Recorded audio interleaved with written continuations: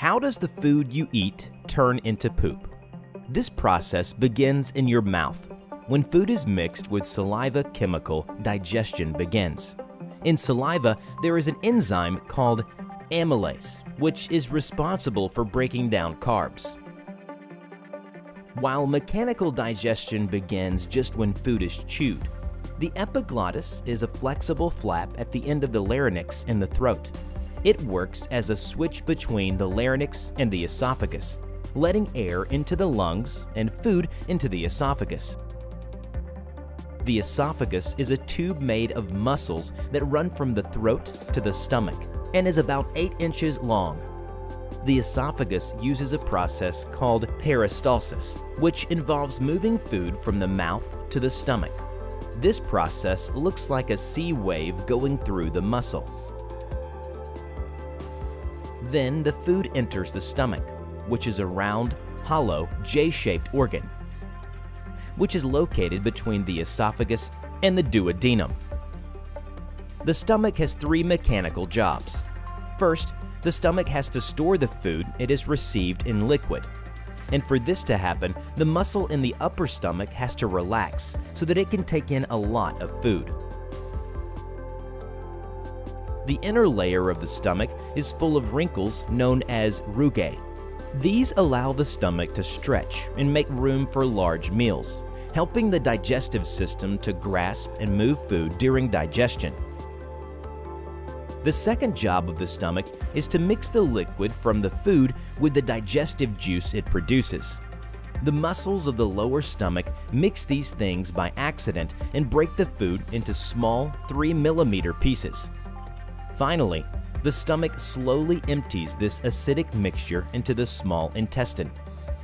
This is an organ in the gastrointestinal tract, where most of the final absorption of nutrients and materials from food takes place.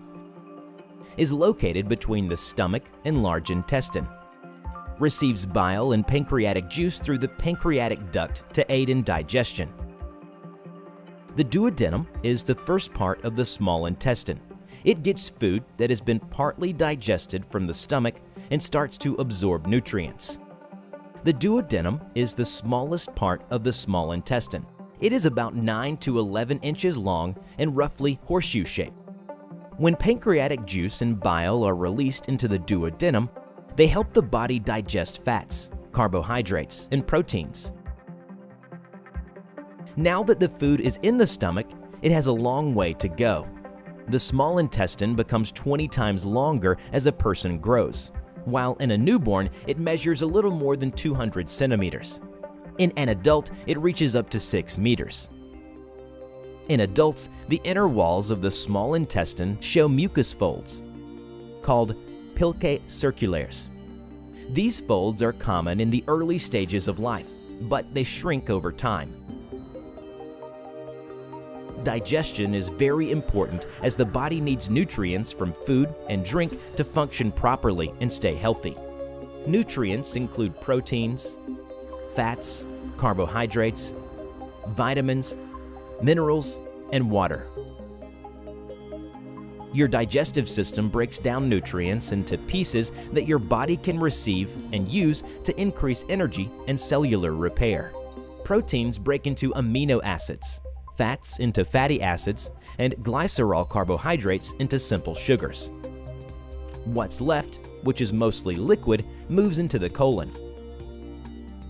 In this part of the small intestine, food particles become even smaller. Nutrients from food go to other organs of the body. Water is taken up by the colon, while bacteria in the colon break down what's left, and the colon moves leftover material into the rectum. The rectum is like a storage support for waste. The muscles of the rectum move waste, called stool, out of the body through the anus.